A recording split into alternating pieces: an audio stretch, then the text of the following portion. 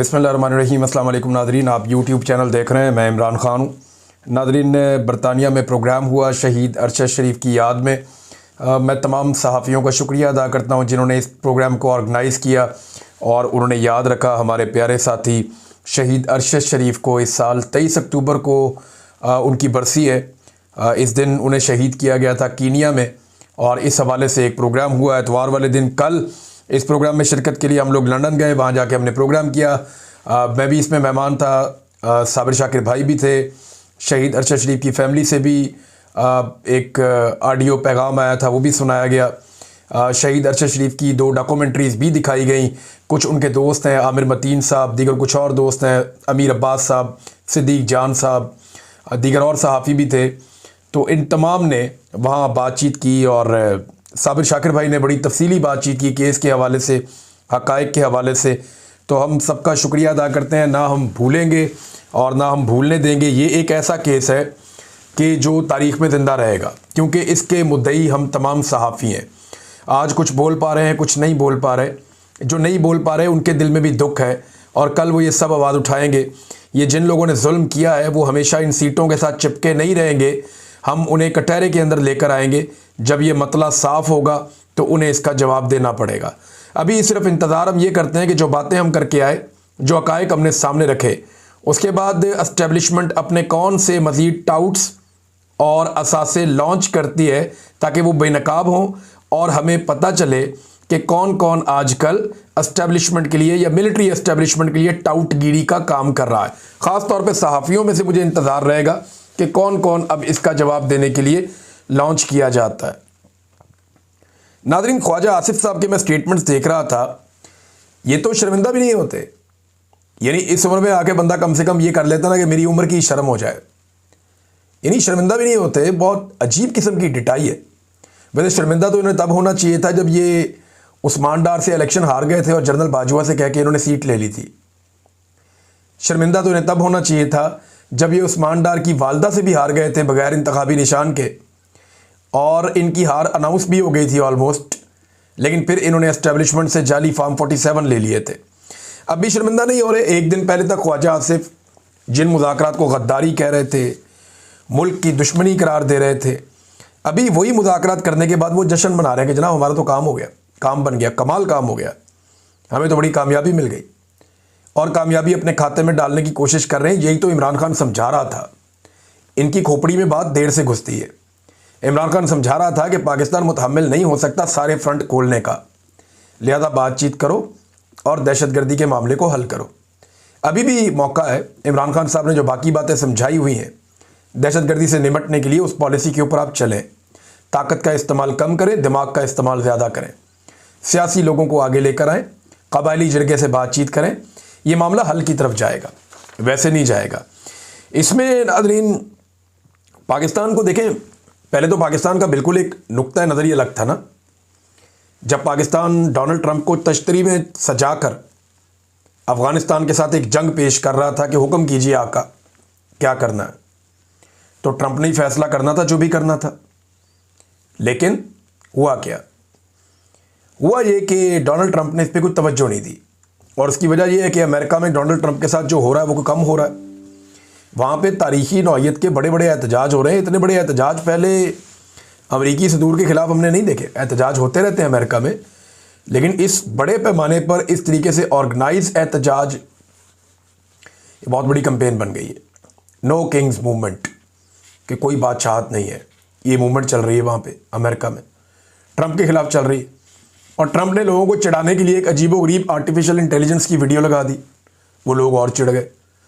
को कहा जा रहा है कि 70 लाख लोग बाहर आ गए, कुछ लोग कह रहे हैं इससे भी ज़्यादा आ गए, और बड़ी तादाद में बाहर निकल के उन्होंने झंडे गाड़ दिए एहतजाज के। लेकिन वहाँ पे मैं हैरान हो रहा था, ना कंटेनर लगते हैं, ना गिरफ्तारियाँ होती हैं, ना चादर और चारदीवारी का तकद्दुस पामाल किया जाता है, ना बंदों को उठाया जाता है उनके घरों से, ना ख़वातीन को सड़कों पर घसीटा गया वहाँ पर, ना गोलियाँ चलाई गई। भाई अमेरिका के पास तो बेहतरीन हथियार है, उनकी फ़ोर्स तो बहुत ताकतवर है पाकिस्तान की फ़ोर्स से। आपने देखा ना, आपके आर्मी चीफ भी वहाँ जाते हैं तो कैसे मुहज़्ज़िब होकर खड़े होते हैं, जो यहाँ के सबसे ताकतवर आदमी है। तो इसका मतलब है वो बहुत ताकतवर है अमेरिकन, लेकिन उन्होंने यूज़ ऑफ फोर्स अपने लोगों पर नहीं किया। ये इक़दार होती हैं मुल्कों की, उन्हें पता है कि अपने लोगों को नहीं मारते। लेकिन आप देखें पाकिस्तान में हमारी जो मिलिट्री एस्टेब्लिशमेंट है वो ऐसी पॉलिसियां बनाते हैं जिनमें वो अपने लोगों को मारते हैं। अब जब ट्रंप ने इस पर तवज्जो नहीं दी तो पाकिस्तान को एक और बात का ख़तरा पैदा हुआ। पाकिस्तान के पास कुछ इंटेलिजेंस रिपोर्ट्स हैं, और ये मैं आपको ज़िम्मेदारी के साथ कह रहा हूँ, इक्का दुक्का जगह पे ये चीज़ें छपी भी हैं, लेकिन मैं जो आपको न्यूज़ दे रहा हूँ ये मैं अपने सोर्स से आपको खबर दे रहा हूँ, और ये कंफर्म भी कर सकते हैं जो जर्नलिस्ट हैं इस्लामाबाद में, रावलपिंडी में। पाकिस्तान की इंटेलिजेंस के पास ये इतला है कि भारत बहुत जल्द अगले 1 या 2 महीने में कोई ना कोई फॉल्स फ्लैग ऑपरेशन करके दोबारा पाकिस्तान के साथ ऑपरेशन सिंदूर जैसी सूरत पैदा कर सकता है। ऐसे में अफ़गानिस्तान के साथ एक पंगे में लगातार रहना और फिर भारत जैसे ख़तरे का सामना करना, ये दोनों चीज़ें अगर एक साथ होती हैं तो पाकिस्तान के लिए बड़ी प्रॉब्लम हो सकती थी। लिहाजा उस वक्त पाकिस्तान ने फ़ौरन कोशिश की, कतर को बीच में डाला, और फिर हमारा एक सीज़ फायर का मुआहदा हो गया। अब सीज़ फायर का मुआहदा तो हमारे पास है, लेकिन यहाँ पे एक और ख़बर आई है जो बड़ी तशवीशनाक है। ख़बर यह है कि बड़ी खामोशी के साथ ये काम डाला गया, और इफ्तिखार फिरदौस साहब हैं और बड़े तजुर्बाकार आदमी, इन्होंने इसकी निशानदेही की। फिर हमारे कुछ और जर्नलिस्ट हैं, उन्होंने भी निशानदेही की कि कतर ने पहले जो एक जारी किया था एलामिया, कतर से जारी हुआ था पाकिस्तान और अफ़गानिस्तान के मुज़ाकरात का, उस एलामिया में वर्ड बॉर्डर इस्तेमाल किया गया था, सरहद का लफ्ज़ इस्तेमाल किया गया था अफ़गानिस्तान और पाकिस्तान के बीच में। लेकिन फिर तालिबान के कहने पे उस लफ्ज़ को ख़त्म कर दिया गया, क्योंकि अफ़गानियों का ये मानना है, चाहे वो तालिबान है चाहे वो तालिबान नहीं है, अब ये आप नहीं कह सकते कि ये तालिबान की ये सोच है, नहीं, ये अफ़गानिस्तान के अंदर रहने वाले लोगों की सोच है, और पाकिस्तान में भी कुछ लोगों की ये सोच बाज़ औक़ात होती है। अफ़गानिस्तान में रहने वाले लोगों की ये सोच है कि ये ड्यूरेंट लाइन है, ये कोई मुस्तकिल सरहद नहीं है, हमें इसके आर पार जाने का पूरा हक़ है। दोनों तरफ हमारे लोग रहते हैं, कबाइल रहते हैं, यानी आधा गांव जो है वो अफ़गानिस्तान में, आधा गांव पाकिस्तान में है, तो हाउ इज़ इट पॉसिबल कि लोग आपस में ना मिलें। तो वो इसको बॉर्डर तस्लीम नहीं करते, और उनके कहने के ऊपर जो है वो ये कर दिया कतर ने कि लफ्ज़ बॉर्डर ख़त्म कर दिया। और इससे बड़ी हैरत की बात यह है कि पाकिस्तान ने इस पर एतराज़ कोई नहीं किया, खामोशी। देखिए, कतर कुछ करे, यूएई कुछ करे, या सऊदी अरब कुछ करे, या डोनाल्ड ट्रंप कुछ करे, इवन अब तो कोई इसराइल भी कुछ करे, तो पाकिस्तानी हुक्मरान नहीं बोलते, ये खामोश रहते हैं। और पाकिस्तान नॉर्मली कोशिश करता है कि इनके साथ पंगा ना ले, क्योंकि हमारे जो एस्टेब्लिशमेंट है या हमारे जो हुक्मरान हैं उनके इनके साथ दरीना और बड़े अच्छे मरासिम होते हैं, ये कारोबार भी यहीं पे जाकर करते हैं, मामलात भी अपने इन्हीं के सामने हमेशा रखते हैं। एक और बहुत बड़ी डेवलपमेंट हुई नाज़रीन पाकिस्तान में, मुझे आपके साथ शेयर करनी है, बहुत ज़रूरी और बड़ी डेवलपमेंट है, और मैं पूरी कौम को मुबारकबाद पेश करता हूँ कि मई में जो एक लड़ाई हुई थी ना इंडिया और पाकिस्तान की, जिसमें इंडिया के तैयारे गिर गए थे, मियाँ नवाज शरीफ को अब वो बात पता चल गई है। मियाँ नवाज शरीफ साहब ने अब स्टेटमेंट जारी किया वो मई वाले इंसिडेंट का। इंडिया और पाकिस्तान की जो जंग मई में हुई थी, जून, जुलाई, अगस्त, सितंबर, अक्टूबर, ये अक्टूबर के मिड में आके, बल्कि मिड के भी बाद, मियाँ नवाज शरीफ साहब को पता चल गया कि जनाब इंडिया और पाकिस्तान की तो लड़ाई लगी थी, और अब उन्होंने स्टेटमेंट जारी कर दिया। मियाँ साहब का स्टेटमेंट है, पाकिस्तान हमारी रेड लाइन है, पाकिस्तान की तरफ किसी को मैली आंख से देखने नहीं देंगे। क्या बात है मियाँ साहब की। मियाँ साहब आप सिर्फ 6 महीने लेट है, 5 महीने, लेकिन आपने स्टेटमेंट कमाल दिया। लेकिन अब आपको मालूम हुआ कि लड़ाई हो रही है, यानी आपको बताया ही नहीं किसी ने मियाँ साहब कि लड़ाई तो गुजर गई है, तो लड़ाई के बाद जो मुक्का याद है वो अपने मुंह पे मारना चाहिए। मियाँ साहब आप वही हैं ना जिन्होंने मोदी साहब को अपने घर शादी पे बुला लिया बगैर वीज़े के, बाकी लोगों के साथ बहुत सारे लोग और भी आ गए थे। आप वही हैं ना जिनकी दिलचस्पी कश्मीरी क़यादत से मिलने से ज़्यादा भारतीय कारोबारी हजरात से मिलने में रहती है। मियाँ साहब आप वही हैं ना जो साड़ियाँ और आमों के तोहफे भिजवाते हैं और वो वहाँ से आपको इल्ज़ामात भिजवाते हैं, वही है ना मियाँ साहब आप। तो आप ये बात कैसे कह सकते हैं? हमला तो हमारे ऊपर नरेंद्र मोदी ने किया था ऑपरेशन सिंदूर, और अनाउंस करके किया था। उस वक्त आप बोले नहीं, एक लफ्ज़ नहीं बोले, और जब लड़ाई ख़त्म हो गई, लोग भूल भाल गए, तो मियाँ साहब का स्टेटमेंट आ गया कि मैली आंख से नहीं देखने देंगे। भाई कौन देख रहा है मैली आंख से? अफगान हुकूमत के साथ आपके मुज़ाकरात हो गए, अब तो कोई नहीं देख रहा। इंडिया ने आपको जब मैली आंख से देखा था तो आपका ट्विटर बिल्कुल खामोश रहा, और कई महीने तक खामोश रहा, और अब जाके मियाँ साहब का लगता है ट्विटर स्लो है, या मियाँ साहब का अपना ही कोई सिस्टम स्लो है कि मियाँ साहब को महीने लग जाते हैं बात को समझने में जब पाकिस्तान वापस आने का वक्त था मियाँ साहब आए नहीं, और जब सब कुछ हाथ से निकल गया तो मियाँ साहब पाकिस्तान आ गए। फिर मियाँ साहब वज़ीर आज़म बन नहीं सके, उस बात का भी उन्हें बहुत दुख है, बड़ी तकलीफ़ है। नादरीन, एस्टेब्लिशमेंट को एक बड़ी मुसीबत और पड़ी हुई, ये जो सुहेल अफरीदी है ना, एक तो ये हाथ नहीं आ रहा, इसने अब जो एक्टिविटी की है ना कि जरगा बुलाएंगे और एक बड़ा जरगा बुलाएंगे कबायली इलाकों का, सरदारों का, माहिदीन का, ये एक बहुत बड़ी एक्टिविटी होने जा रही। इससे पहले जब ये एक्टिविटी हो रही थी तो पाकिस्तान की मिलिट्री एस्टेब्लिशमेंट को इतना प्रॉब्लम हो गया था गंडापुर के दौर में कि उन्होंने बहुत प्रेशर बना लिया था। गंडापुर के साथ, तवातर के साथ मुलाकातें की गई थी। फिर हमने देखा वहाँ पे एक पुलिस का ऑपरेशन भी हुआ था जिसमें पैरामिलिट्री भी मौजूद थी, और फिर वहाँ पे कुछ लोग जो हैं वो जाँ बहक भी हो गए थे। बड़ा रोला पड़ गया था, बाद में फायर फाइटिंग के लिए गंडापुर को भेजा भी गया था। लेकिन पूरी कोशिश की गई कि एक तो जरगा कामयाब ना हो, और अगर हो जाए तो उसके मुतालबा दब जाए मुख्तलिफ खबरों के अंदर। अब दोबारा जरगा बुलाया जा रहा है और बड़ा जरगा बुलाया जा रहा है, तो एस्टेब्लिशमेंट को खलबली मच गई, परेशानी हो गई कि ये जरगा जो है रिपोर्ट होगा पूरे पाकिस्तान में, सोशल मीडिया इसको रिपोर्ट करेगा, रोला पड़ेगा। और खैबर पख्तूनख्वा की जो हुकूमत है वो इसको खुद कर रही है, तो वो सिस्टम से भी इसको सपोर्ट लेकर देगी। लेकिन एक मेरी गुजारिश है कि खैबर पख्तूनख्वा की हुकूमत को, या पाकिस्तान तहरीक इंसाफ की जो हुकूमत है खैबर पख्तूनख्वा में, उन्हें हर लिहाज से इस जरगे की सिक्योरिटी का ख़ास ख्याल रखना होगा, और उन्हें ख़ास ख्याल रखना भी चाहिए, क्योंकि ये बहुत इम्पॉर्टेंट जरगा है और दुश्मन इसे सबोटाज करने की कोशिश कर सकता है। जो दहशतगर्द है वो इसका फ़ायदा उठाने की कोशिश कर सकते हैं, लिहाजा इसमें जो है वो कोशिश की जाए कि ऐसा कुछ ना हो। नादरीन, इसराइल ने अमली तौर पर जो जंगबंदी है वो ख़त्म कर दी। मैं आपको जब ये कह रहा हूँ तो ज़िम्मेदारी के साथ कह रहा हूँ, ख़बरें आ गई हैं पूरी दुनिया से, ख़बरें ये आ गई हैं कि इसराइल ने मुहासरा बहाल कर लिया।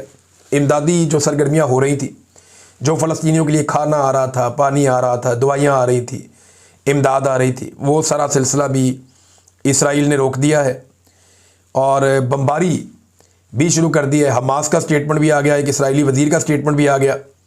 वज़ीर दिफा जो है इसराइल का, उसने हमास के ख़िलाफ़ सख्त कार्रवाई का हुक्म दे डाला है। 20 मुकामात पर फ़िज़ाई हमले इसराइल ने किए हैं गुज़िश्ता 24 घंटों में, 20 मुकामात पे, और ये भी जंगबंदी है जिसके ऊपर पाकिस्तान दस्तखत करके इतरा रहा है, जिस पे रोज़ाना की बुनियाद पे हाफिज़ ताहिर अशरफी साहब कहते हैं जनाब कि ये तो फील्ड मार्शल और शहबाज शरीफ को क्रेडिट चाहता है, इनके खाते में डालते हैं, तो और ये कहते हैं जी डोनाल्ड ट्रंप को क्रेडिट चाहता है। ये उन सारों को क्रेडिट चाहता है जो बमबारी हो रही है, जो इसके अंदर शामिल थे। बहरहाल हमास ने क्या कहा, मेरे ख्याल में पहले वो सुन ले। हमास ने कहा कि हमने मुआहदे की मुकम्मल पाबंदी की है, कोई खिलाफ वर्जी नहीं की। काबिज़ इसराइल ने पहले दिन से मुआहदा तोड़ा है और आम शहरियों पर हमले किए, इमदाद रोकी है, ख़वातीन और बच्चों को रिहा नहीं किया, शहदा की लाशों की बेहुरमती की है, तबाही का ज़िम्मेदार इसराइल है। ये जनाब हमास का स्टेटमेंट है। RTE उर्दू के ऊपर ये स्टेटमेंट छपा है। अब यहाँ पे एक और स्टेटमेंट है, एक इंटरव्यू चल रहा था, और ये इसराइली टेलीविज़न है जिसके ऊपर ये इंटरव्यू चल रहा था, क्योंकि उसमें जो अबरानी ज़बान है वो लिखी हुई है, जो वो इसराइली बोलते हैं, और वो उसी तरह उसका रस्मुल ख़त भी अलग है। इसमें जो है ना वो एक बिन गवीर, उनका एक वज़ीर है, वो ये कहता है कि अब जबकि हमें यरगमाली वापस मिल गए हैं, यानी जो हमारे लोग हमास की कैद में थे, जब हमें वो सारे वापस मिल गए हैं, हमें दोबारा जंग में वापस आना चाहिए और गज़ा पर जहन्नुम के दरवाज़े खोल देने चाहिए। ये जनाब इसराइली वज़ीर कह रहा है, और इसके ऊपर अभी तक ना अमेरिका की कोई मजम्मत आई, ना पाकिस्तान की कोई मजम्मत आई, और लगातार अटैक हो रहे हैं, हमले नहीं रुक रहे जो किए जा रहे हैं लगातार फ़लस्तीनियों के ऊपर। तो अब पाकिस्तान में जो ताशे बजाने वाले लोग थे वो जवाब दें ना। हाफिज़ ताहिर अशरफी साहब तो मस्जिद अक्सा में मिठाइयाँ बांट रहे थे। मैंने उनको बताया था कि सर मस्जिद अक्सा में आप अपनी मर्ज़ी से नमाज अदा नहीं कर सकते, तो आप मिठाइयाँ कैसे बांटेंगे? ये सिर्फ एक माहौल बनाया गया था अपने यरगमाली वापस लेने के लिए। इसराइल को अगर मुसलमान मुल्कों ने पाबंद ना किया और डोनाल्ड ट्रंप के ऊपर दबाव ना डाला तो ये जंगबंदी फिर ख़त्म ही समझें, बल्कि अब तो ख़त्म हो गई है। इसको अगर दोबारा शुरू करवाना है तो दबाव इन्हें डालना पड़ेगा, वरना मेरी दानिश में चीज़ें वैसे ही चलेंगी जैसे पहले चल रही थी। नादरीन, इमरान खान की बहन नौरीन खानम ने कहा कि इमरान खान के बकौल वो जानते हैं, यानी इमरान खान ने खुद कहा कि ये मुझे कभी नहीं छोड़ेंगे क्योंकि ये मुझसे डरते हैं। उन्हें पता है इमरान खान की हुकूमत आ जाएगी या ये हुकूमत को गिरा देगा वापस आके बाहर। और ये बात सच है। यानी अगर इमरान खान साहब को कानून के मुताबिक छोड़ा जाता ना, तो पिछले साल जो वकला ने हमें कैलकुलेशन बताए थे, जो इमरान खान साहब के वकला हैं, जो न्यूट्रल वकला भी थे, जो ये केस नहीं लड़ रहे थे, वो भी ये कहते थे, जर्नलिस्ट जो इमरान खान के हक में है या उनके खिलाफ है, वो भी ये कहते थे कि 2024 में कोई बाज़ औक़ात लोग कहते थे अगस्त में, कुछ लोग कहते थे नवंबर तक इमरान खान साहब को बाहर आ जाना चाहिए, क्योंकि कानूनी तौर पे उनको जेल में रखने के जवाज़ ख़त्म हो गए। लेकिन क्योंकि मौजूदा मिलिट्री एस्टेब्लिशमेंट और हुकूमत ये समझती है कि इमरान खान इनके लिए बहुत बड़ा ख़तरा है, उसकी मकबूलियत इतनी ज़्यादा है कि जिस दिन वो जेल से बाहर निकलेगा, वो पाकिस्तान के अंदर उसका सिक्का चलेगा, वो निकलेगा और चीज़ों को कंट्रोल कर लेगा, फिर लोग उससे इशारा मांगेंगे करना क्या है। तो इस सूरत हाल में ये रिस्क नहीं ले सकते, ये इमरान खान को कभी नहीं छोड़ेंगे, ये इमरान खान साहब खुद भी जानते हैं। इमरान खान को छुड़वाना पड़ेगा, ये कभी नहीं छोड़ेंगे, और छुड़वाने के लिए पाकिस्तान की आवाम को रोल प्ले करना पड़ेगा। वरना अगर किसी को लगता है कि ये इमरान खान को वैसे ही छोड़ देंगे, तो जब तक ये मुकम्मल तबाही नहीं फेर देंगे, तब तक इमरान खान को नहीं छोड़ेंगे। नाज़रीन, मोतीउल्लाह जान साहब का एक केस हुआ था, आपको याद होगा, जब 26 नवंबर को कत्लेआम हुआ था, तो कुछ सहाफ़ी इन्वेस्टिगेशंस कर रहे थे, उनमें एक मोतीउल्लाह जान भी थे। उन्हें गिरफ़्तार कर लिया गया था, फिर उन्हें अगवा किया गया, फिर गिरफ़्तारी डाल दी गई, तो मनशियात का मुकदमा उनके ऊपर डाल दिया। बाद में वज़ीर शजीर बीच में पड़े, रोला पड़ गया, राना सनाउल्लाह ने कहा नहीं जी बड़ी ज़्यादती हुई, हम पुलिस से पूछेंगे। वो पता चला पुलिस ने चालान जमा करा दिया मोतीउल्लाह जान का। पूरे इस्लामाबाद में रोला पड़ा हुआ है, सहाफ़ी रोला डाल रहे हैं, सियासतदान रोला डाल रहे हैं। तो ये रूटीन चीज़ है पाकिस्तान में। अब ज़रा जो इस्लामाबाद के हमारे जर्नलिस्ट हैं, उनके लिए ज़रा रोला ज़्यादा डल जाता है। हमारे जैसे जो लोग हैं जो इस्लामाबाद में नहीं रहते, हमारे लिए ज़रा शोर कम मचता है। मेरी अभी थोड़े दिन पहले एक गिरफ्तारी के वारंट निकले, और एक ऐसे केस में निकले जिसके सारे सबूत मेरे पास मौजूद है, एक एक चीज़ मेरे पास मौजूद है। मैंने 50 मुकदमे मैंने भुगते हैं, लेकिन कभी इस्लामाबाद से ऐसी आवाज़ नहीं उठी। तो इस्लामाबाद के जो जर्नलिस्ट हैं, उन्हें सोचना चाहिए कि हम जो बाकी शहरों में या बाकी इलाकों में रहने वाले सहाफ़ी हैं, हम भी इंसान हैं और हम भी जर्नलिस्ट हैं, हमारे लिए भी वैसी आवाज़ उठाया करें जैसे हम उनके लिए आवाज़ उठाते हैं। तो मोतीउल्लाह जान साहब ने हक अदा किया था उस वक्त सहाफ़त का, साकिब बशीर साहब ने भी, और इन लोगों ने पूरा जोर लगाया था, पूरी कोशिश की थी कि हक़ाइक़ सामने लेकर आएँ। और ये वो वक्त था जब हक़ाइक़ सामने लाना बहुत ही मुश्किल था, बहुत ही टफ था। बड़े बड़े सहाफ़ी जो है वो हाथ खड़े कर गए थे, तो इन लोगों ने ये काम किया था, और इसकी पादाश में इन्हें गिरफ्तार भी किया गया। बड़ी ज़्यादती हुई। अब वो मामला खामोशी से पुलिस ने चालान जमा करवा दिया जाके। अंदाज़ा करें आप, यानी ये इस निज़ाम की हालत है। बहुत सारे जर्नलिस्ट इसकी मजम्मत कर रहे हैं, बिल्कुल करनी चाहिए। ये सिलसिला बंद करने का मुतालबा कर रहे हैं, बिल्कुल ये मुतालबा भी करना चाहिए, बिल्कुल जायज़ है। नाज़रीन, फजलुर रहमान साहब ने जैसे ही एहतजाज का मूड बनाया, वैसे ही मोहसिन नकवी साहब फूलों का तोहफा लेकर पहुंच गए। फजलुर रहमान साहब से मुलाकात हुई। अब मैं उम्मीद करता हूं कि फजलुर रहमान साहब की तबीयत बहाल हो चुकी होगी, क्योंकि फजलुर रहमान साहब के बारे में एक बात बड़ी क्लियर है, और मैंने बहुत पहले कही थी, और मुझे फ़ख्र है कि वो बात आज तक फजलुर रहमान साहब ने गलत साबित नहीं की, कि फजलुर रहमान साहब खुद स्टेटस को हैं। फजलुर रहमान साहब कभी स्टेटस को, अशराफिया, एस्टेब्लिशमेंट या माफियाज़ के ख़िलाफ़ नहीं जाएंगे। वो हमेशा उनकी सहूलतकारी करेंगे, और उन्होंने अपनी पूरी जो सियासी करियर है उसके अंदर ये बात बार बार साबित की है। नाज़रीन, तहरीक लब्बैक अब एक और पार्टी बन गई है जिसकी ख़वातीन को उठा लिया गया, गिरफ़्तार कर लिया गया। पीटीआई जो है वो एक ऐसी पार्टी है जिसमें बड़े पैमाने पर ख़वातीन की गिरफ़्तारियाँ हुई, उन्हें गिरफ़्तार किया गया, उनको उठाया गया, उनको अगवा किया गया, उनको हिरासा किया गया, चादर और चार दीवारी का तकद्दुस पामाल किया गया। अब इसी लिस्ट के अंदर तहरीक लब्बैक आ गई। अच्छा, तहरीक लब्बैक के बारे में बताऊँ, इनकी ख़वातीन कभी एहतजाज करने नहीं आती। मैंने नहीं देखा इनकी ख़वातीन आएँ और एहतजाज करें, तोड़ फोड़ करें, मार कुटाई करें, या कहीं पे भी आएँ कोई एक टायर भी जलाएं। ख़वातीन नहीं आती इनके, ज़्यादातर मैंने नौजवान ही देखे एहतजाज करते हुए, मर्द हज़रात देखे। तो अब जनाब तहरीक लब्बैक की ख़वातीन को भी गिरफ़्तार किया गया पुलिस की जानिब से, शेखुपुरा से, शरकपुर से, पता नहीं कहाँ से, और वो ख़वातीन जो है उन पर मुकदमा दर्ज करके उन्हें अदालतों में पेश करें। अंदाज़ा करें आप, ये इस वक्त पाकिस्तान में सूरत हाल है। नाज़रीन, एक और बड़ी अजीब खबर मैं आपको बताता हूँ। हुकूमत ने एक इदारा बनाया हुआ था मुखालिफिन को तुन के रखने के लिए, आपको याद है वो NCCIA। अब उस इदारे के 8 अफसरान अभी तक उठा लिए गए। ये जो रिपोर्ट है, ये मुख्तलिफ मीडिया ने इस रिपोर्ट को जारी किया है। अली हमजा साहब हैं, उन्होंने भी इसको रिपोर्ट किया। माजिद निज़ामी साहब हैं, उन्होंने भी इसको रिपोर्ट किया कि दूसरों को उठाने वाले अपने पेटी भाई भी गायब करना शुरू हो गए। लाहौर से, इस्लामाबाद से और गुजरावाला से NCCI के कई अफसरान को एक एक करके उठा लिया गया। लाहौर से पता चलता है कि 6 उठाए गए हैं, एक गुजरावाला से और एक इस्लामाबाद से उठाया गया। अब ये अपने बंदे उठा रहे हैं। देखिए, अगर किसी ने गलत किया है तो उसको गिरफ्तार करें ना, कानून के मुताबिक उसको कटहरे में लेकर आएँ, उसकी इंक्वायरी करें, उसके सबूत इकट्ठे करें। लेकिन क्योंकि पाकिस्तान में एक सिलसिला चल पड़ा, सबसे आसान बंदा अगवा करो, ले जाओ, गायब करो, मारो, कुटो, जलील करो।